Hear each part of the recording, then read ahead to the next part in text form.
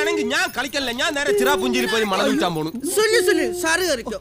ഇനി ഇതുപോലെ കാണിക്കൂ സത്യമായിട്ടും? അങ്ങനെയാണെങ്കിൽ ഞാൻ നിന്റെ സദാശിവ മാമന്റെ അടുത്ത് വിളിച്ചു പറയും. സത്യമായിട്ടും കാണിക്കൂല, പറയല്ലോ എന്നെ തല്ലോട്ടാ. നമ്മൾ തീവ്രവാദി പിടിക്കാനാണ് പോകുന്നത് കേട്ടാ, അത് ഓർമ്മ വേണം.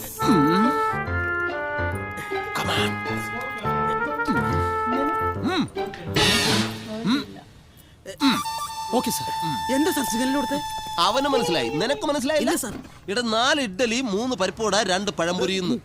ആ നല്ല വിശപ്പുണ്ട്. ഓക്കെ എനിക്കും. ഇനി വന്നോ.